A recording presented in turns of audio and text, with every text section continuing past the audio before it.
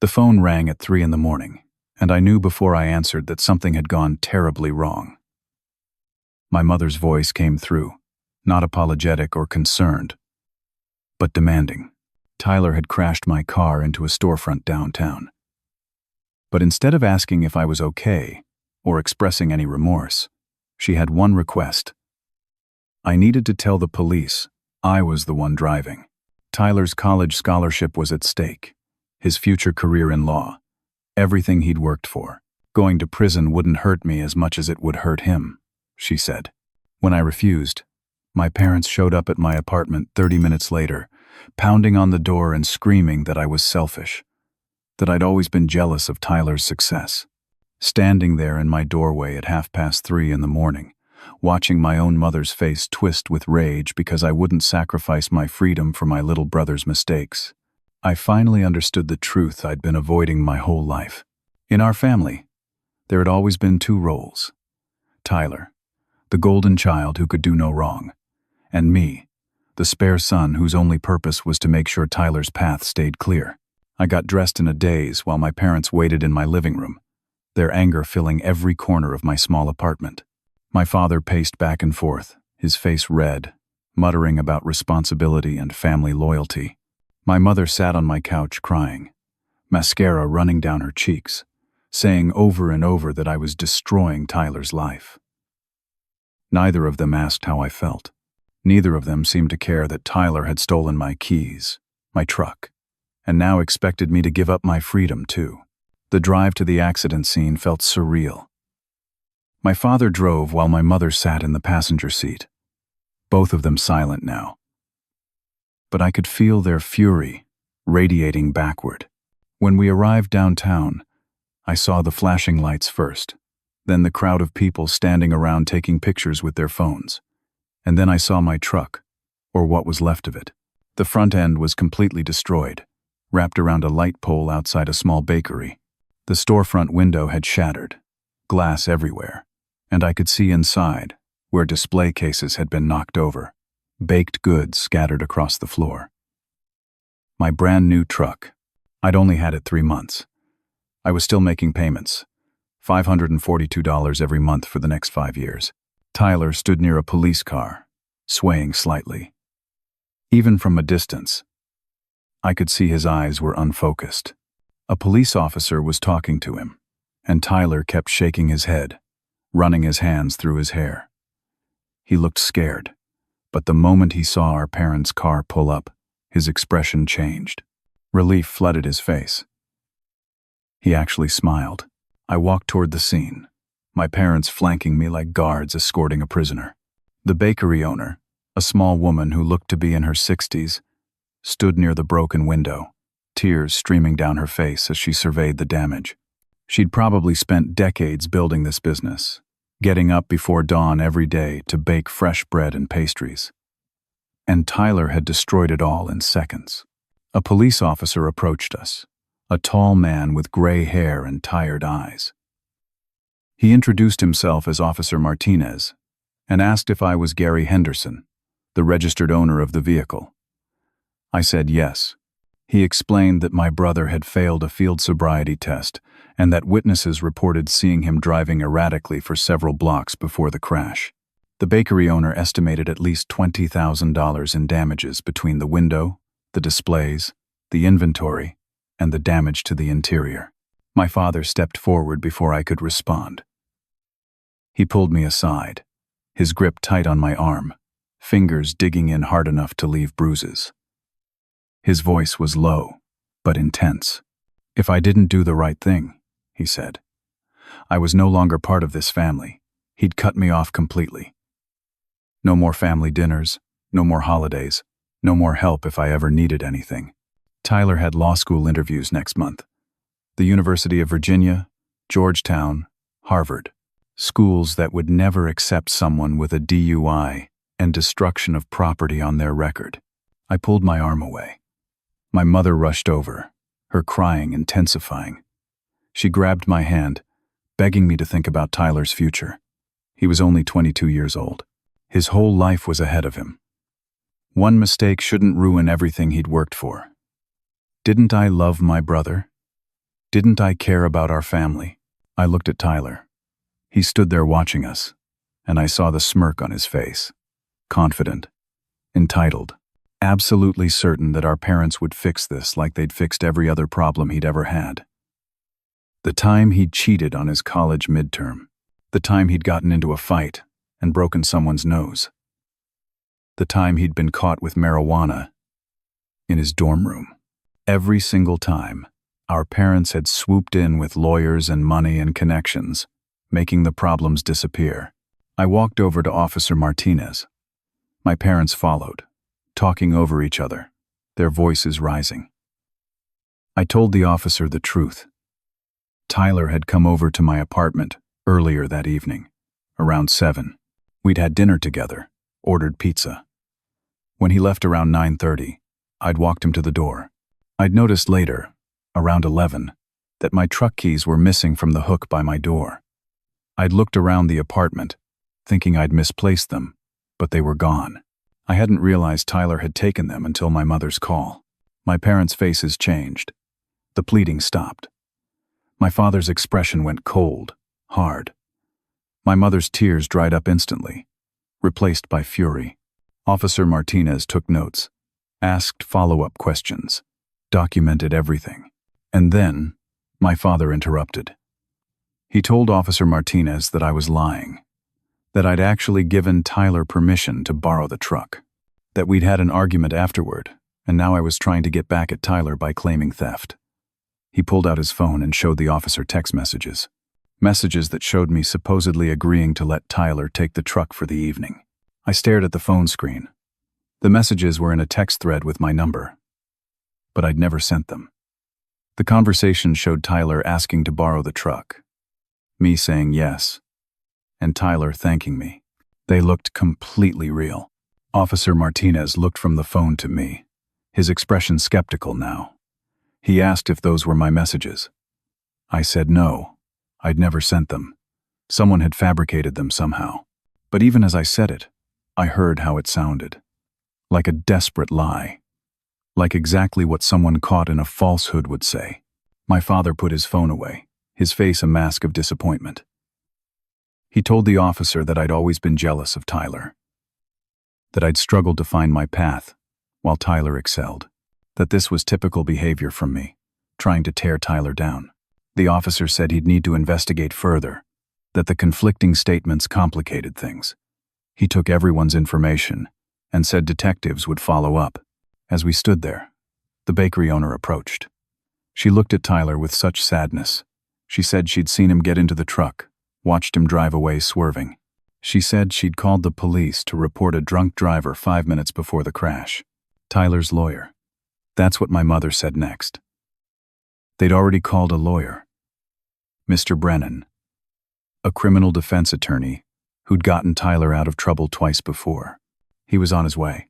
I stood there in the flashing lights, looking at the ruins of my truck and the destroyed bakery, watching my parents construct a wall of lies around Tyler, and realized this wasn't just about protecting him from one drunk driving charge.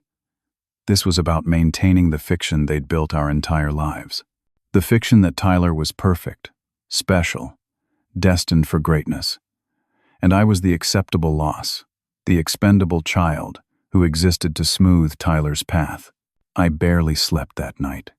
I kept replaying the scene, trying to understand how my father had fabricated those text messages. They'd looked so real. The next morning, I woke to 17 missed calls and 34 text messages. Most were from my mother, increasingly hysterical, begging me to tell the truth and stop lying. 2 were from Tyler, both saying I was ruining his life and he'd never forgive me. 1 was from my insurance company, asking me to call them immediately. The insurance call was a nightmare. The claims adjuster explained that because there were conflicting statements about whether Tyler had permission to drive the vehicle, the claim was complicated. They'd need to investigate before determining coverage. In the meantime, I was still responsible for my truck payments, even though the truck was totaled. $542, due in 3 weeks. I went to work in a borrowed car from my neighbor, trying to focus on my job as a construction project manager. I had 3 active projects, deadlines approaching, subcontractors depending on my decisions. But I couldn't concentrate. My phone kept buzzing with messages from family members. My Uncle Robert, asking what was going on. My Aunt Susan, saying she'd heard I was accusing Tyler of theft and couldn't believe I'd do that. My cousin Jennifer, telling me I should be ashamed. At lunch, my mother showed up. I was in the construction trailer, reviewing blueprints with 2 coworkers when she burst through the door, not knocking, her face blotchy from crying. She started shouting immediately. How could I do this to my baby brother? Didn't I understand what I was destroying? Tyler had worked so hard, sacrificed so much, and I was throwing it all away because of jealousy, because I'd never accomplished anything like Tyler had. My coworkers stared. My boss, Tom, came out of his office.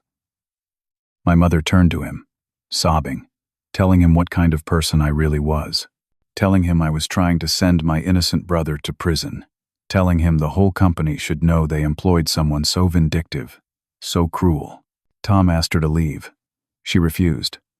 She kept talking. Louder. And louder. Until finally Tom had to call security. As they escorted her out, she screamed back at me that I was dead to her, that I'd broken her heart, that Tyler was the only son she had anymore. After she left, the office was silent. My coworkers avoided eye contact.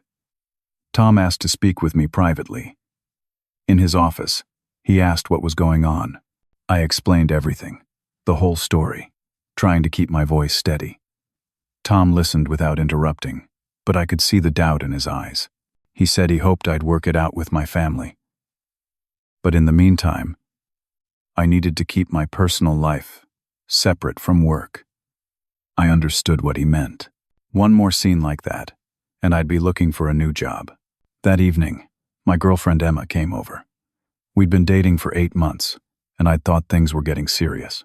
She'd met my family a few times, always commented on how close we seemed. I told her everything that had happened, expecting support, sympathy. Instead, she looked uncomfortable. She asked if it was really worth destroying my family over a truck. Insurance would cover it eventually. Was my pride more important than my relationship with my parents and brother? I tried to explain it wasn't about the truck. It was about Tyler stealing it, driving drunk, destroying someone's business, and then everyone expecting me to take the blame. It was about a lifetime of being the backup son, the one whose needs and rights didn't matter. Emma sighed. She said she understood I was upset, but families were complicated. Sometimes you had to let things go for the sake of peace. Her own family had drama, and she'd learned that being right wasn't always as important as being together. Maybe I should think about what I was really trying to accomplish here. Did I want to be right? Or did I want to have a family? We argued for an hour. Finally, she left, saying she needed time to think about whether she could handle this level of drama in her life. Over the next few days, things got worse. Tyler had apparently told everyone at our church that I was lying because I'd always been jealous of him. The church we'd attended since childhood, where my parents were respected members of the community. I started getting calls from people I'd known for years. Mrs. Patterson, who'd taught my Sunday school class, said she was praying for me to find it in my heart to forgive. Mr. Chen, who'd coached Tyler's youth basketball team, said he was disappointed in me. The youth pastor, David, called and spent 40 minutes trying to convince me that Christian forgiveness meant dropping the charges. I tried to explain that forgiveness didn't mean letting someone escape consequences, but he cut me off. He said Tyler had come to him in tears, devastated by my accusations. Tyler had admitted he'd made a mistake drinking and driving, but he'd thought he had permission to borrow the truck. It was a misunderstanding, not a theft. By insisting on pressing charges, I was being legalistic, rather than loving. I stopped answering calls from church members after that. Then the bakery owner called. Mrs. Lin, I'd learned her name was. Her voice was shaking. She said someone had come to see her. A lawyer, representing Tyler. The lawyer had offered her $15,000 to change her statement, to say she couldn't be sure who was driving, that it was dark. She'd only seen someone get into a truck. The lawyer had been polite but insistent. He'd mentioned that she probably didn't want to get involved in a messy family dispute, that testifying could take hours of her time, that she'd have to close her shop to go to court, that the $15,000 would help with repairs and be much simpler than dealing with the legal system. She'd refused, but she was scared. She was a 67-year-old widow running a small business. She didn't want trouble. She just wanted to fix her shop and move on. I told her I appreciated her honesty and that I'd never ask her to lie. I said I was sorry she'd been dragged into this. After we hung up, I felt sick. Tyler's lawyer was trying to buy her testimony, but the worst was yet to come. 5 days after the accident, a process server knocked on my door. I was being served with a petition for a restraining order. My parents were seeking an order of protection against me, claiming I'd been threatening Tyler. The petition included screenshots of text messages from my number, messages I'd never sent, threatening to hurt Tyler if he didn't confess to stealing the truck. There was even an audio recording, supposedly of my voice, leaving a threatening voicemail for Tyler. I listened to the recording on the court document website. It sounded like me. The voice was mine. But I'd never left that message. It had to be artificial intelligence or some kind of audio editing, but it sounded completely real. The hearing was scheduled for 5 days away. If the judge granted the restraining order, I'd have to stay at least 500 feet away from my parents' home and from Tyler, which meant I couldn't go to my grandmother's 80th birthday party, happening in 2 weeks at their house. My grandmother, who'd always been kind to me, who'd never played favorites, she'd be devastated if I missed her party. I called a lawyer that night. The consultation fee was $250 I couldn't really afford, but I was desperate. The lawyer, a middle-aged woman named Patricia, listened to everything and gave me the bad news. The fabricated evidence was sophisticated. Proving it was fake would be expensive and time-consuming. Fighting the restraining order would cost at least $5,000, maybe more. And even if I won, the damage would be done. My reputation would be destroyed. People would always wonder if there was some truth to the accusations. She asked if I'd consider just letting it go. Not the criminal charges against Tyler, but the family conflict. Sometimes, she said, the cost of being right was too high. I left her office feeling more alone than I'd ever felt in my life. The restraining order hearing happened on a Thursday morning. I took time off work, something Tom clearly wasn't happy about. The courtroom was small, just a hearing room really, with the judge sitting behind a desk rather than an elevated bench. My parents were there with their lawyer, Mr. Mate, Brennan, the same attorney representing Tyler. I had Patricia, who I'd paid $3,000 up front, money I'd scraped together from my emergency savings. Mr. Brennan presented the evidence. The text messages, the audio recording, a statement from my mother claiming I'd shown up at their house twice making threatening statements. It was all lies, but it was documented, official-looking, convincing. Patricia argued that the evidence was fabricated, that I'd never made those threats. But when the judge asked if I had proof the messages were fake, proof the audio was manipulated, I had nothing, just my word against theirs. The judge, an older man with wire-rimmed glasses, looked tired. He said he took all allegations of threats seriously. While he had concerns about some inconsistencies in the evidence, he couldn't ignore the possibility that Tyler might be in danger. He granted a temporary restraining order, good for 6 months, requiring me to stay 500 feet away from my parents' home and from Tyler. He scheduled a full hearing in 30 days to determine if it should be made permanent. My grandmother's birthday party was in 10 days. The party would be at my parents' house. I couldn't go. I called my grandmother that afternoon. She was 90 miles away, living in a retirement community in the next town over. She answered on the third ring, her voice bright and cheerful until she realized it was me. Then she started crying. She said my mother had told her I wouldn't be coming to the party because I was angry at the family. She couldn't understand why I was doing this, why I was tearing the family apart over a car. Didn't I know family was more important than things? I tried to explain, but she kept interrupting, crying harder. She said she'd raised my father better than this, raised him to value family above all else. She was so disappointed in both of us. She just wanted her family together for her birthday. Was that too much to ask? I told her I loved her, and hung up before I started crying too. Work got worse. Tom called me into his office the Monday after the hearing. He closed the door and sat down, his expression serious. He said several clients had heard about my family situation. One client, a large developer who provided 30% of our company's revenue, had expressed concern about my stability. They wanted to know if I was reliable, if I could be trusted to manage their projects professionally. Tom said he'd assured them I was fine, but he needed me to understand the situation. I was a good project manager, but the company couldn't afford to lose major clients.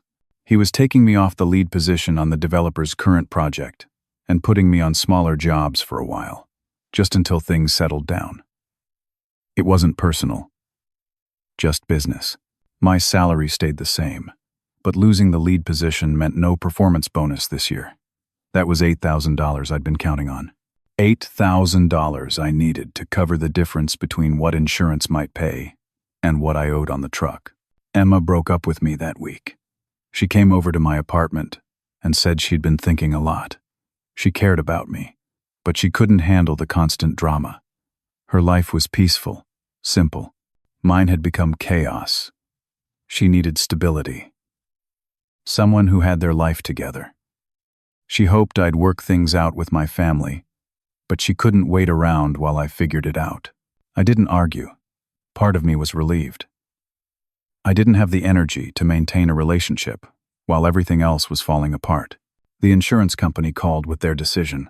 Because of the disputed circumstances, because I'd obtained a restraining order against my family which suggested there was genuine conflict and confusion about the permission issue, they were limiting their payout. They'd cover 50% of the truck's value, minus my deductible. That meant they'd pay me $8,000 on a truck I owed $15,000 on. I'd still owe $7,000 on a vehicle I no longer had. Plus, I needed to buy another car immediately. I found a 10-year-old sedan for $4,000, using most of what was left in my emergency savings. It ran okay, but made a concerning rattling noise whenever I went above 50 miles per hour. It would have to do. Tyler posted on social media that week. A long post about toxic family members and false accusations. He didn't name me directly, but everyone knew who he meant. He talked about how painful it was to be betrayed by someone you loved, how he was learning to set boundaries with people who wanted to tear him down. He included a photo of himself, looking contemplative and sad. The post got 347 likes and 96 comments, all supportive. People called him brave, strong, inspirational. I read through the comments, feeling sick. Friends from college, people I'd known, people who knew both of us, all taking his side. Some comments mentioned me indirectly, talking about jealous siblings and family members who couldn't handle other people's success. I tried posting my own version of events. I kept it simple, factual. Explained that Tyler had taken my truck without permission, crashed it while intoxicated, and that my parents were trying to make me take the blame. I included public court documents showing the restraining order they'd filed, trying to demonstrate that I wasn't making this up. Within an hour, I had 63 comments. Only 4 were supportive. The rest accused me of airing family business publicly, called me vindictive and petty, said I should be ashamed of trying to destroy my brother's future. Several people I'd considered friends said they were unfollowing me. Tyler's college roommate, someone I'd met a dozen times and always liked, left a comment calling me pathetic. I deleted the post and made my account private. A mutual friend from high school, Derek, sent me a private message. He said he believed me. He'd seen Tyler get away with stuff for years, But he couldn't say anything publicly because Tyler's lawyer had sent him a cease and desist letter. Derek had recorded Tyler at a party bragging about the situation, and Tyler's lawyer had threatened legal action if Derek shared the video or made any public statements. I asked Derek if I could get a copy of the video. He said no, he was sorry, but he had a family and couldn't risk a lawsuit. The lawyer had specifically threatened to sue for defamation and intentional interference with Tyler's educational opportunities. Derek couldn't afford a legal battle. I understood, but it was devastating. Evidence existed that could prove I was telling the truth, but it was locked away behind legal threats. That night, I sat in my cheap apartment in my rattling car, having lost my girlfriend, my standing at work, my extended family, my truck, my savings, and my social media community. The one person who'd recorded proof of Tyler's guilt was too afraid to share it. The bakery owner was being pressured to change her testimony. My grandmother thought I was the problem. My church community had turned against me, and Tyler was still walking around free, driving my parents' luxury SUV, posting on social media about his struggles while planning his law school applications. I pulled up the district attorney's website and found the form to drop criminal charges. I filled it out slowly, my hand shaking. All I had to do was sign it and email it back. This would all be over. Tyler would get away with it, like he always did, but my life could go back to normal, or at least stop getting worse. I stared at the signature line on the screen. I didn't sign it that night. I closed my laptop and sat in the dark for a long time, thinking about everything. Every time Tyler had gotten away with something. Every time our parents had smoothed over his mistakes. Every time I'd been told to be understanding, to be the bigger person, to let it go. The next morning, I got a call from the district attorney's office. The prosecutor assigned to Tyler's case, a woman named Jennifer Walsh, wanted to meet with me. Her voice was professional, but not particularly warm. She said the case had complications. I met her at the courthouse that afternoon. Her office was small, stacked with files and legal books. She was probably in her early 40s, looked tired, and got right to the point. She said that because of the conflicting statements, because of the restraining order my parents had obtained against me, because I now appeared to be involved in a contentious family dispute, Tyler's defense attorney was arguing that I was a biased witness.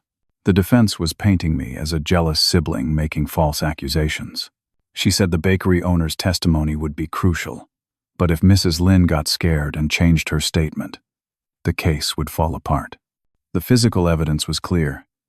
Tyler had been driving drunk and destroyed property, but without clear proof of theft, they'd have to proceed only on the DUI and property damage. And Tyler's lawyer was already working on a plea deal that would involve probation, community service, and keeping Tyler's record clean enough that law schools might still consider him. I asked what I could do. She said honestly, not much. The fabricated evidence against me had damaged my credibility. Unless I could prove those messages and that audio recording were fake, which would require expensive forensic analysis, the jury would see me as having an axe to grind. She paused, then said something that made my stomach drop. She was considering offering Tyler a very light plea deal, maybe even dismissing the theft charge entirely, because she wasn't confident she could win at trial. It wasn't personal, she said. It was just the reality of the evidence situation. I left the courthouse feeling defeated. I'd held on this long, lost so much, and Tyler was still going to skate by with barely a slap on the wrist. That evening, Mrs. Lynn called me. She was crying. She said she was so sorry, but she couldn't testify. Tyler's lawyer had come back, this time with a different offer. Not money, but threats. He'd mentioned that her business license renewal was coming up, that the health department did random inspections, that sometimes small businesses got targeted for code violations, paperwork problems, issues with permits. Nothing was said directly, but the implication was clear. If she testified against Tyler, she could expect problems. And then the lawyer had mentioned her supplier, the supplier who provided all her flour, sugar, and other baking essentials. A company owned by a cousin of my father.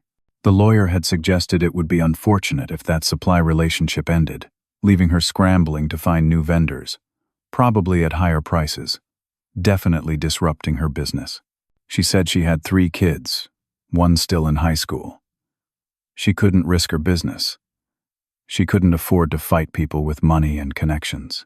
She was going to say she didn't remember clearly who was driving, that it was dark, that she was upset and might have been mistaken. She was so sorry, but she had to protect her family. I told her I understood. I didn't blame her. After we hung up, I felt numb. My grandmother was hospitalized 2 days later. My Uncle Robert called to tell me.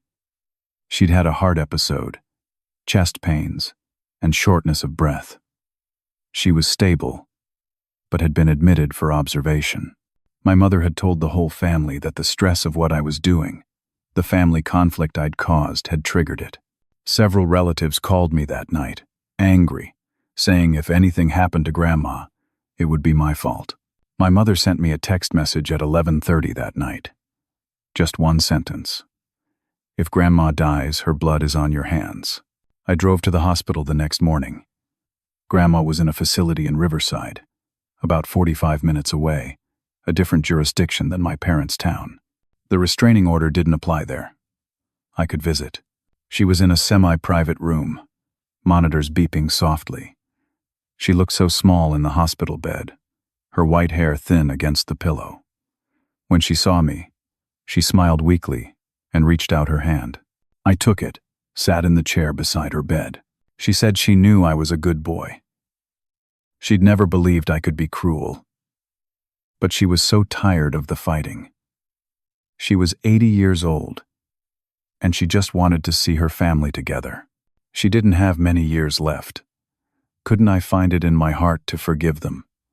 Family was all we had in this world. Whatever Tyler had done, whatever mistakes he'd made, he was still my brother. Couldn't we just let it go and move forward together? Her hand was so fragile in mine. Her eyes were watery, pleading. She'd always been kind to me, the one person in the family who'd never played favorites. And here she was, asking me to give up, to let Tyler win, to accept being the expendable son one more time. I told her I loved her. I told her I'd think about it. She squeezed my hand and smiled, relieved, and closed her eyes to rest. I drove home in my rattling car, thinking about everything I'd lost. My girlfriend, my standing at work, my reputation, my truck, my savings, my extended family, my church community, my social connections. And now my grandmother was in the hospital, and everyone blamed me. The prosecutor was going to give Tyler a sweetheart deal. The bakery owner was too scared to testify. The evidence that could save me was locked away by legal threats. I sat in my apartment that night, alone, exhausted, defeated. I pulled up the form again. The form to drop all charges against Tyler. My hand moved toward the keyboard, and then my phone chimed with an email notification. The sender was anonymous, just a random string of letters and numbers. No subject line. I almost deleted it, thinking it was spam. But something made me open it. There were 3 attachments. The first was a video file. I clicked it, and the screen showed a party, college kids drinking and talking. The camera was shaky, clearly someone filming on their phone, and there was Tyler, standing in the middle of a group, laughing. I turned up the volume. Tyler's voice came through clearly. He was telling a story, drunk and boastful. He said, "My brother's such an idiot. He wouldn't lend me $2,000 last week. Said he didn't have it. But I know he does. So I taught him a lesson. Stole his stupid truck keys and went for a joyride. Was gonna just mess with him, leave it somewhere and make him find it. But then I got mad thinking about it. How he's always acting like he's better than me, and I thought, screw it. Drove it right into that bakery. On purpose. Figured insurance would cover it. And it'd teach him a lesson about saying no to me. Someone off camera asked what happened. Tyler laughed. "Oh, my dad's already got it handled. We're saying I had permission to borrow it. That Gary's just mad because we had a fight. My dad's even got fake texts made up, and we got this lawyer who's coaching us on what to say. If it goes to court, my dad's already got 3 people ready to lie for me. Say they saw Gary give me the keys. This'll all blow over, and Gary'll learn not to mess with me." The video was 4 minutes and 37 seconds long. Tyler talked the whole time, detailing the plan, laughing about how easy it was to manipulate the situation, how their father had connections everywhere, how the lawyer was teaching them to coordinate their stories. The second attachment was a screenshot of text messages between my father and someone named David Brennan, Tyler's lawyer. The messages showed my father and the lawyer discussing strategy, including my father writing, "Can you coach Tyler on his testimony? We need to make sure the stories match perfectly." And another message, "How much do you think it would cost to get the bakery owner to change her statement? I know a guy who supplies her shop." The third attachment was more screenshots. These showed my father texting someone named Harold Martin, asking Harold to testify that he'd seen me give Tyler the keys. Harold's response said, "Are you sure? I wasn't even there that night." My father's reply, "Doesn't matter. Just say you stopped by Gary's apartment and saw it. I'll pay you $3,000. Tyler's future is at stake." I sat staring at the computer screen, my hands shaking. This was everything. Complete proof of the conspiracy. Proof that Tyler had crashed my truck deliberately. Proof that my father had orchestrated the fake evidence. Proof of witness tampering. Perjury. All of it. I had no idea who sent it. Derek, maybe, growing a conscience? Someone else at that party? I'd never know. But I had it now. I didn't sleep that night. I sat at my computer, copying the files, backing them up to 3 different cloud services, emailing copies to myself, making sure I couldn't lose them. And then I started documenting everything else. Every conversation, every incident, every threat. I wrote it all down in chronological order, creating a detailed statement. At 8 in the morning, I called the district attorney's office and asked to speak to Jennifer Walsh immediately. Jennifer Walsh sounded annoyed when she first got on the phone. She said she was busy and asked what I wanted. I told her I had new evidence. Major evidence. Video and text messages that proved everything. She sighed, clearly not believing me, but agreed to meet that afternoon. I arrived at her office at 2, carrying a USB drive with all the files. I also had printed copies, knowing that digital evidence could be questioned. She looked skeptical as I sat down. But I pulled up the video immediately. Made her watch the whole thing. Her expression changed within the first minute. By the end of the video, she was leaning forward, completely focused. She asked me to play it again. Then she looked at the screenshots, reading carefully. She asked where I got this. I said it had been sent anonymously and I didn't know the source. She said that might create authentication issues, but the content was so specific, so damning, that it would give them probable cause to investigate further. She made 3 phone calls while I sat there. The first was to her supervisor, explaining the situation. The second was to a detective in the police department's fraud unit. The third was to the State Bar Association. By the end of the day, everything had changed. The district attorney's office opened a full investigation into witness tampering and conspiracy. A detective named Mark Sullivan was assigned to interview everyone involved.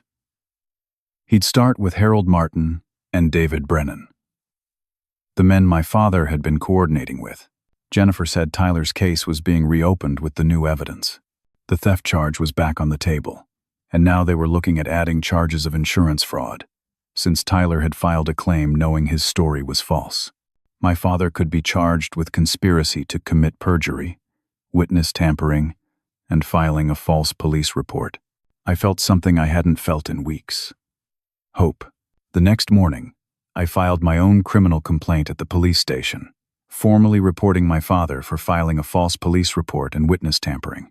I filed a complaint with the Bar Association against Tyler's lawyer for suborning perjury and witness intimidation. I attached all the evidence, including the video and screenshots. My legal aid attorney, Patricia, suddenly became much more interested in my case. When I'd first hired her, she'd seemed resigned, going through the motions. Now, she was energized.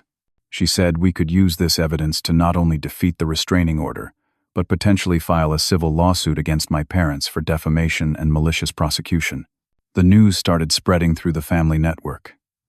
I didn't tell anyone directly, but prosecutors were conducting interviews, and word got around.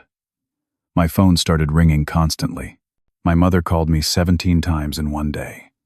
I didn't answer. Finally, she left a voicemail, her voice shaking with rage. She said I was destroying the family. She said I'd gone too far, that showing the police private family conversations was unforgivable. She said Tyler was her baby, and I was killing him. She called me evil, vindictive, a traitor. Tyler posted on social media again, this time claiming the video was edited and taken out of context. He said the audio had been manipulated, that I was so jealous I'd created fake evidence. Some people believed him, but others were starting to question his story. The comments on his post were more mixed this time.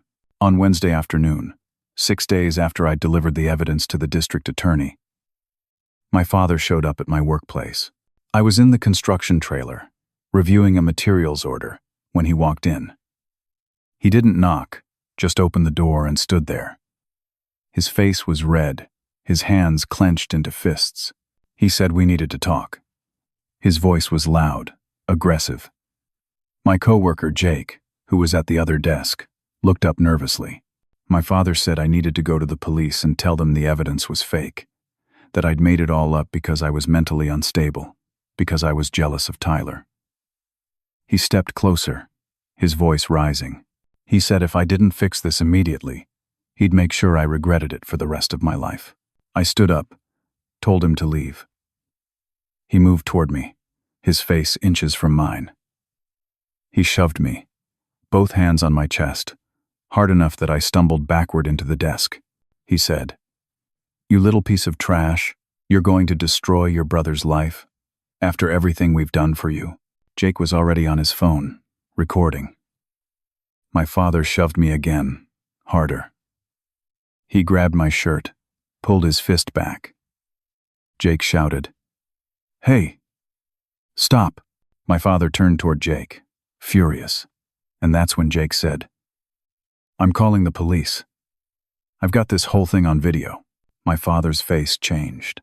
He realized what he'd done, that there was a witness, that he'd just assaulted me in front of someone with a camera. He let go of my shirt and stepped back. He said, "This isn't over." Then he walked out. Jake called the police immediately. They arrived within 10 minutes.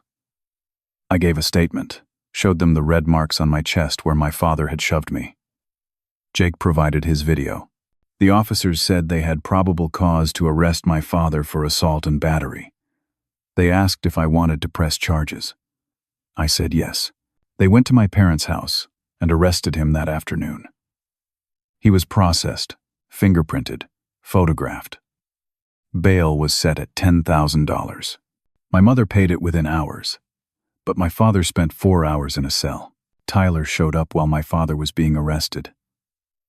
Apparently, my mother had called him in a panic. Tyler arrived at my parents' house. Just as the police were loading my father into the patrol car, Tyler started screaming at the officers, demanding they let his father go. When they told him to step back, he refused. He got right in one officer's face, yelling that they were all corrupt, that my family was being persecuted. The officer warned Tyler twice to step back. Tyler didn't listen. He actually pushed the officer. That was a mistake. The officer immediately arrested Tyler for assaulting a police officer and interfering with an arrest. Tyler fought back, struggled, had to be forcibly handcuffed. The whole scene was recorded on the officers' body cameras. So now both my father and Tyler were arrested on the same day. My father for assaulting me, Tyler for assaulting a police officer, and obstruction. While Tyler was being processed at the station, something interesting happened. Tyler had his phone on him, and police had probable cause to search it based on his behavior and the ongoing investigation into the conspiracy. With a warrant, they searched his phone and found text messages. Text messages between Tyler and my father, coordinating their false testimony. Text messages between Tyler and Harold Martin, the man my father had tried to bribe to lie for them. Text messages between Tyler and his college roommate, asking him to back up Tyler's story. But the most damaging discovery was a different set of messages. Messages showing that my father had been embezzling from his own business to pay for Tyler's expenses and to pay the lawyer. The business, a small manufacturing company, was in financial trouble. My father was the majority owner, but my mother owned 30%. The messages showed my father had taken out loans against the business without telling his partners, had been cooking the books to hide losses, and was desperate to keep Tyler in school because he couldn't afford to pay for it if Tyler lost his scholarship. The whole conspiracy wasn't just about protecting Tyler from a DUI. It was about protecting my father from financial ruin. If Tyler lost his scholarship, if my father had to pay for law school, the business would collapse, and my father's fraud would be exposed. Everything would unravel. So they'd bet everything on making me take the blame, thinking I'd cave under pressure like I always had before. They'd been wrong. The next few weeks were chaos. My father was charged with assault, conspiracy to commit perjury, witness tampering, filing a false police report. And based on the discovered messages and subsequent investigation, embezzlement and fraud related to his business dealings. Tyler's charges expanded to include DUI, grand theft auto, destruction of property, conspiracy to commit perjury, insurance fraud, assaulting a police officer, and obstruction of justice. The legal system moved faster than I expected. With the video evidence, the text messages, and the physical evidence of my father's assault, prosecutors had an overwhelming case. Both my father's lawyer and Tyler's lawyer advised them to take plea deals. My father's lawyer was David Brennan, the same attorney who'd been representing Tyler. But now Brennan had his own problems. The Bar Association had opened an investigation into his conduct. The evidence showed he'd actively participated in coaching witnesses to lie, had attempted to bribe Mrs. Lynn, and had threatened Derek to suppress the video evidence. 3 weeks after the arrests, David Brennan was suspended from practicing law pending a full disciplinary hearing. Tyler and my father had to find new lawyers. The new attorneys looked at the evidence, and both recommended plea deals immediately. Fighting the charges would be expensive and futile. The evidence was too strong. My mother filed for divorce. I heard about it through my Uncle Robert, who called me for the first time since everything started. He apologized for not believing me earlier. He said he and several other family members had seen the evidence now, understood what had really happened. He was ashamed of how he'd treated me. My mother wasn't charged with any crimes. She'd been lied to as well, manipulated by my father and Tyler, just like everyone else. But she was a part owner of the business, which meant she was legally responsible for some of the financial mess.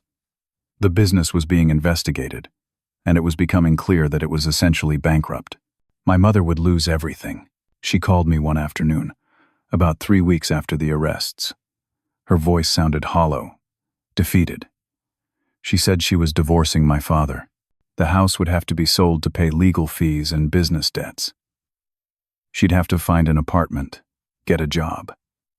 She was 56 years old, and starting over with nothing. She said Tyler's life was ruined. He'd been expelled from college. His scholarship was revoked. No law school would ever accept him with a criminal record. He was facing jail time, and it was all my fault. I asked her if she understood what Tyler and Dad had done. If she understood they'd tried to frame me, destroy my life, send me to prison to protect themselves. She was quiet for a long moment. Then she said, "He's still your brother." She said family should protect each other, that I should have just taken the blame. That's what family did. We sacrificed for each other. I said, "You mean I sacrifice for Tyler?" "I've been doing that my whole life." She said I was selfish, that I'd destroyed everyone to protect a truck. I told her it was never about the truck. It was about 32 years of being treated like I didn't matter. About being expected to set myself on fire to keep Tyler warm. About being the acceptable loss in every situation. She said I was dead to her, and hung up. The restraining order was dissolved. The judge who'd granted it was shown all the evidence and looked genuinely angry. He apologized to me, said he'd been deceived by sophisticated false evidence. He asked if I wanted to pursue charges against my parents for filing a false restraining order. I said the other charges were enough. My insurance company reversed their decision. They paid out the full value of my truck, plus my legal expenses. $15,000 for the truck, $8,000 for legal fees. I paid off the truck loan and put the rest in savings. My boss, Tom, called me into his office. This time, instead of criticism, he offered an apology. He said he'd heard the full story, including how my coworker, Jake, had witnessed my father assaulting me. He said he'd made a mistake, taking me off the major projects. He was restoring my position and giving me a performance bonus, even though it wasn't the normal time for bonuses. $5,000 for my professionalism during a difficult situation. Several coworkers apologized. Jake became a good friend. He said watching my father attack me, seeing how I'd handled everything, had given him respect for my character. Emma, my ex-girlfriend, texted me. She said she'd heard what happened, that she'd been wrong to doubt me.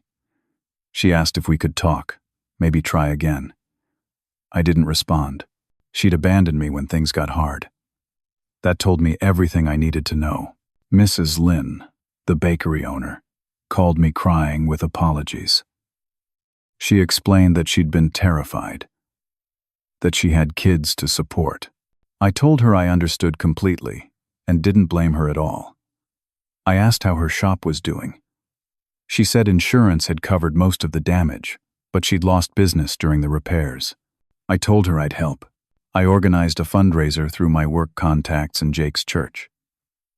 We raised $8,000 for her shop and got volunteers to help her with repairs and painting. When I showed up with the check, she hugged me and cried. She said she'd underestimated me, thought I was just another entitled young man, but I'd shown real character. She started sending me free pastries every week. Boxes of cinnamon rolls, cookies, fresh bread, way more than I could eat. I shared them at work.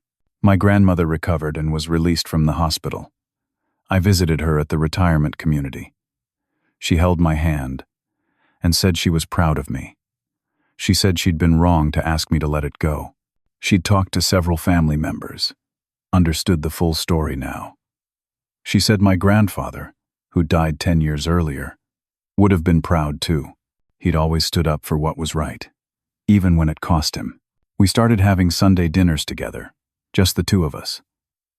She told me stories about my grandfather, about times he'd stood alone against family pressure, against community expectations. She said integrity was hard, but it was the only thing you really owned in life. Several extended family members reached out to apologize and rebuild relationships. My Aunt Susan, who'd been so angry with me, called and cried through her apology. She said she'd been fooled, that she should have known better. My Uncle Robert invited me to his house for Thanksgiving. My cousin Jennifer sent me a long letter explaining how she'd always seen the family dynamics, how she'd known my parents favored Tyler, but she'd never spoken up. She was sorry. Not everyone came around. Some relatives stayed away, uncomfortable with the whole situation. Some blamed me even knowing the truth, saying I should have handled it privately rather than involving the police and courts. Some just didn't want to deal with the drama. Tyler's college roommate and Harold Martin, the family friend my father had tried to bribe, Both turned state's evidence to avoid serious charges. Their testimony provided even more details about the conspiracy. They revealed that Tyler had bragged for years about getting away with things because our father would always fix his problems. Tyler had 2 prior DUIs that our father had made disappear through connections and money. Those prior incidents hadn't been prosecuted, but the information came out during the investigation and led to Tyler's college scholarship being formally revoked and the school investigating possible academic dishonesty issues. The criminal cases moved to resolution. My father's attorney negotiated a plea deal. My father pleaded guilty to assault, conspiracy to commit perjury, and financial fraud. He was sentenced to 4 years in state prison. With good behavior, he might serve 3 years. Tyler's plea deal came next. He pleaded guilty to DUI, grand theft auto, destruction of property, conspiracy to commit perjury, and insurance fraud. The assault on the police officer charge was dropped as part of the deal. He was sentenced to 18 months in county jail, followed by 5 years of probation. He had a permanent felony record. His lawyer explained to the judge that Tyler had been expelled from college, lost his scholarship, and would never be able to pursue his planned legal career. The judge said that was a consequence of Tyler's choices. David Brennan, Tyler's original lawyer, was disbarred. The full bar investigation revealed he'd engaged in witness tampering and subornation of perjury in several other cases over the years. He'd built a reputation as someone who could fix problems for wealthy clients, but it had all caught up with him. I started therapy. A counselor named Sarah, who specialized in family trauma. She helped me understand that the patterns in my family had been established long before this incident, that I'd been scapegoated my entire life, that my parents' treatment of me wasn't my fault, that boundaries were healthy and necessary. Through the bakery fundraiser, I met someone, a woman named Rachel, who'd volunteered to help with painting. She was 29, taught elementary school, had a warm smile and an easy laugh. We started talking while painting the bakery walls. She asked about my story, and I told her the abbreviated version. She said she admired my courage. We went for coffee the next week, then dinner. We took things slowly, both of us cautious about jumping into something too fast. But she was kind, genuine, and she seemed to actually listen when I talked. 3 months after everything started, I sat in my apartment one Saturday morning. It was a new apartment, nicer than my old one. I'd moved partly for a fresh start, and partly because I could afford better now. The living room had good light, and I'd bought some decent furniture. I made coffee and sat looking out the window. My phone buzzed with text messages. Rachel, asking if I wanted to go hiking that afternoon. My grandmother, reminding me about dinner the next day. Mrs. Lynn, telling me she'd made extra cinnamon rolls. I thought about the messages I wasn't getting. Nothing from my parents. Nothing from Tyler. Those relationships were over, at least for now, maybe forever. And I realized I felt okay about that. Better than okay. I felt free. I visited my father in prison once. He'd been there for 2 months when he sent me a letter asking me to come. The letter was 3 pages long, mostly self-pitying. He wrote about how hard prison was, how he didn't belong there, how the other inmates were dangerous. He said he'd been trying to protect his family, that I should understand he'd only done what he did because he loved Tyler. I thought about not going. Rachel said I didn't owe him anything. My therapist said I should only go if I wanted closure for myself, not because I felt obligated. My grandmother said the choice was mine, and she'd support whatever I decided. I went. Partly for closure, partly because I wanted to see if he'd actually take responsibility for what he'd done. The prison visiting room was depressing. Gray walls, uncomfortable plastic chairs, guards watching everyone. My father looked smaller than I remembered. He'd lost weight. His hair was grayer. He looked old. He tried to hug me when he came in, but I stepped back. We sat across from each other at a small table. He started talking immediately, the same self-justifications from his letter. Prison was horrible. He didn't deserve this. He'd made mistakes, but his intentions were good. He'd only wanted to protect Tyler's future. Didn't I understand that family came first? I let him talk for about 10 minutes. Then I interrupted. I asked if he understood what he'd actually done. If he understood he'd tried to send me to prison to protect Tyler from consequences Tyler deserved, that he'd fabricated evidence against me, that he'd tried to bribe witnesses and tamper with testimony, that he'd embezzled money and lied to everyone, including my mother. He was quiet for a moment. Then he said, "But Tyler is special. He has so much potential. You're strong. You would have survived prison, but it would have destroyed Tyler." That's when I understood. He still didn't get it. Even sitting in prison, having lost everything, he still believed Tyler was worth more than me, that my life, my freedom, my future were acceptable sacrifices for Tyler's comfort. I asked him why. Why was Tyler worth so much more? What had I done to deserve being treated as expendable? He looked genuinely confused by the question. He said, "Tyler was always so bright, so talented. He was going to be someone important. A lawyer, maybe a judge someday. You were always just average, good at your job, but nothing special." It made sense to protect the son who had the most to offer. I stood up. I said, "I hope you understand that this is the last time we'll see each other. I'm not your son anymore. You made that clear a long time ago, but I finally believe it now." He started to argue, to say I was being dramatic. I walked out while he was still talking. Tyler sent letters from county jail too, 3 of them over the months that followed. The first was angry, blaming me for ruining his life. The second was manipulative, claiming he'd found God and discovered what really mattered. The third asked me to write to the judge supporting his early release, saying he'd learned his lesson and changed. I didn't respond to any of them. My therapist helped me understand that I didn't owe Tyler my forgiveness or my help. That protecting myself from further manipulation wasn't cruel, it was healthy. My mother tried to reconcile once more, about 4 months after everything concluded. She was living in a small apartment, working as a receptionist at a dental office. The house had been sold, most of the money going to pay off debts and legal fees. She called me and asked if we could meet for coffee. I agreed, though I wasn't sure why. Maybe I wanted to see if she'd changed. Maybe I needed final closure. We met at a coffee shop halfway between our towns. She looked tired, older. She ordered a tea and sat across from me, her hands wrapped around the cup. She said she'd been thinking a lot, that she'd lost everything. Her husband, her home, her security, one of her sons. She said it had been the hardest year of her life. I waited for an apology. Instead, she asked if I could help her with money.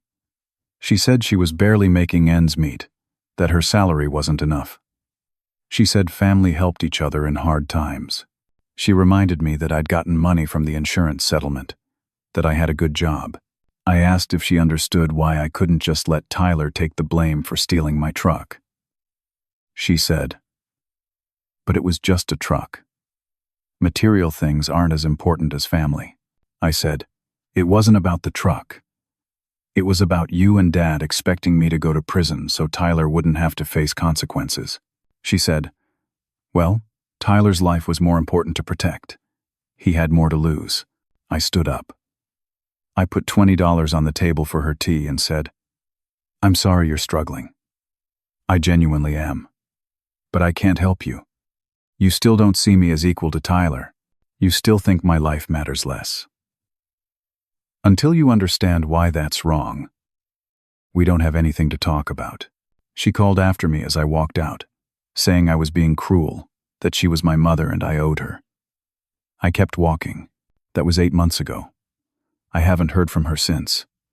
I heard through my Uncle Robert that she's still working at the dental office, still struggling financially. Part of me feels guilty about not helping her. But a bigger part knows that helping her would just enable the same patterns. She'd never see me as equal to Tyler, unless I held that boundary. My life now is better than it's ever been. Rachel and I have been dating for 10 months. We're talking about moving in together, taking our time but building something real. She's met my grandmother, and they adore each other. She's helped me learn what healthy family relationships look like. My job is going well. Tom promoted me to senior project manager 6 months ago with a significant raise.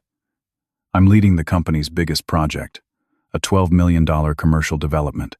My coworkers respect me. I've built real friendships, especially with Jake, who's become one of my closest friends. Mrs. Lynn's bakery is thriving. She hired 2 employees and expanded her menu. She still sends me pastries every week, and I still share them at work. She introduced me to her kids, 3 college students who are all doing well. She tells them I'm an example of integrity, which embarrasses me but also feels good. My grandmother is healthy and happy. We have Sunday dinner together every week. Sometimes at her place, sometimes at mine. She started teaching me her recipes, saying someone needs to know how to make her pot roast and apple pie. Rachel joins us often, and Grandma says, Rachel is the best thing that's ever happened to me. Extended family relationships have settled into a new normal. Some relatives are close, some are distant, some cut ties completely. I'm okay with all of it. I've learned that blood doesn't obligate you to accept mistreatment, that real family is defined by mutual respect and genuine care, not shared genetics. My father is still in prison. He has about 2 more years left on his sentence. I haven't visited again, and I don't plan to. My Uncle Robert visits him occasionally and says my father still doesn't understand why what he did was wrong. He still thinks he was protecting his family and that I overreacted. Tyler was released from county jail after serving 13 months with time off for good behavior. He's on probation now, living with a friend, working at a warehouse. I heard he tried to apply to some colleges, but none would accept him with his record. He's no longer the golden child with the bright future. He's a 23-year-old felon working a minimum wage job. Sometimes I think about what my father said, that Tyler had so much potential and I was just average. He was wrong about the average part. But he was also wrong about what matters. Potential doesn't mean anything without character. Brightness doesn't matter without integrity. Tyler had potential, but he also had a belief that rules didn't apply to him, that other people existed to smooth his path. That potential led nowhere good. I think about the night I almost signed the form to drop the charges. How close I came to giving up, to accepting that my parents were right, and my life mattered less than Tyler's. If that anonymous email hadn't arrived, if someone hadn't sent me that video and those screenshots, I might have surrendered. I'd have let them win. Let Tyler escape consequences again. And I'd have spent the rest of my life being the family scapegoat. Instead, I stood up for myself. I lost my parents and Tyler, but I gained self-respect. I lost the family I was born into, but I built a family of choice. People who value me, support me, see me as equal and worthy. The hardest lesson I learned was that not all family deserves loyalty. That love without respect is just manipulation. That protecting someone from consequences isn't love, it's harm. My parents thought they were loving Tyler by shielding him from his mistakes, but they actually created someone who couldn't function in the real world, who believed he was above accountability. They destroyed him while trying to protect him. I also learned that standing alone is better than standing for a lie. When everyone turned against me, when I lost my girlfriend and my job prospects and my extended family and my church community, I still had the truth. And the truth was worth more than all those false relationships combined. The ending isn't perfect. I don't have reconciliation with my parents. Tyler hasn't apologized or changed. My mother is struggling, and while I don't help her financially, I do feel sadness about her situation. Some relatives still think I went too far, that I should have handled it privately. But I have peace. Real peace. Not the false peace that comes from pretending everything's fine. I spent 32 years trying to earn love from people who were never going to give it. I was always going to be the backup son. The one whose needs didn't matter. The acceptable sacrifice. It took losing everything to realize I already had everything I needed, just in the wrong place. Now I'm building something real with people who show up when it matters. People who see my worth without me having to prove it constantly. That's not losing family. That's finding it. Sometimes people ask me if I regret how things turned out. If I wish I'd just taken the blame like my parents wanted. I tell them no. Because if I'd done that, I'd have lost something much more important than my relationship with my parents. I'd have lost myself. Now I want to ask you something. Have you ever been in a situation where family expected you to sacrifice yourself for someone else? Where you were told that keeping the peace was more important than standing up for what was right? How did you handle it?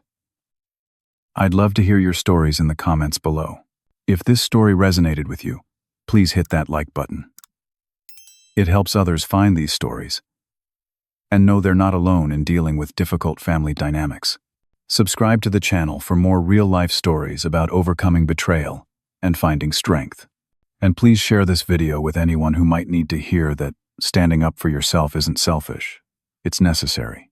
Thank you for listening to my story. I hope it helps someone out there who's facing a similar situation.